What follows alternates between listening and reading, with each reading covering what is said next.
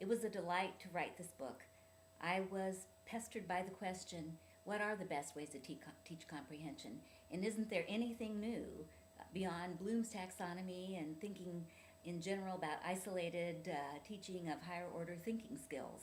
What I found was there's a whole lot to know, and it's all embodied in the comprehension problem solving process. Comprehension is both a process and a product.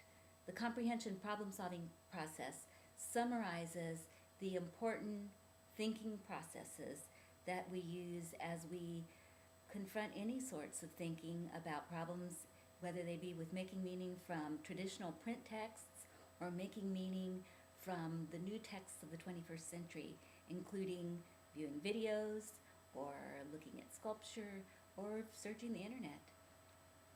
Comprehension is all about constructing meaning, and for students to do that well, they need to understand that there is a process, and you don't just synthesize in isolation or analyze or do any other sort of thinking skill.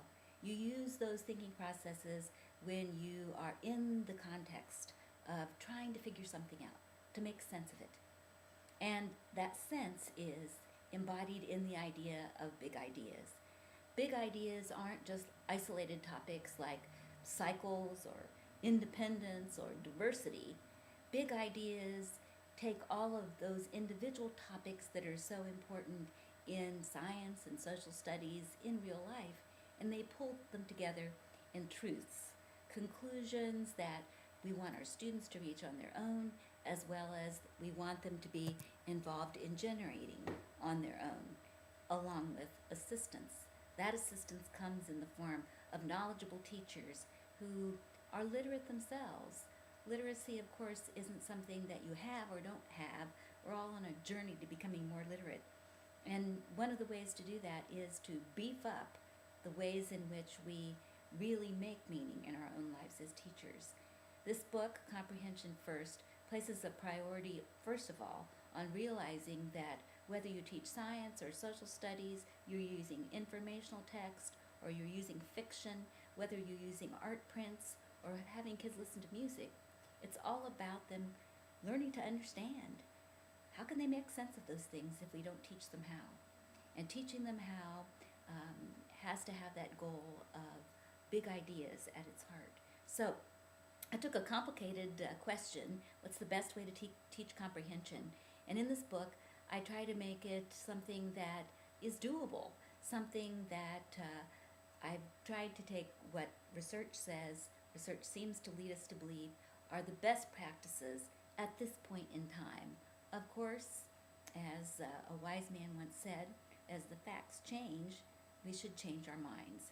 Right now, comprehension first, inquiry into big ideas using important questions, I think is state-of-the-art information about the teaching of comprehension. I hope you'll find in its pages the delight in many teachers that you'll meet virtually through the vignettes throughout the book that really pull together how a creative teacher takes current research and puts it into operation in diverse ways to meet the needs of such a wide range of students. The book also addresses issues like assessment and how to differentiate for those diverse students. I hope that you'll take a look at the book and that you'll feel like that maybe you'll want to engage in a conversation in the form of expressing your ideas or asking questions of me. So email me, and in the meantime, please think about putting comprehension first. Thanks. This is Claudia Cornett for Holcomb Hathaway.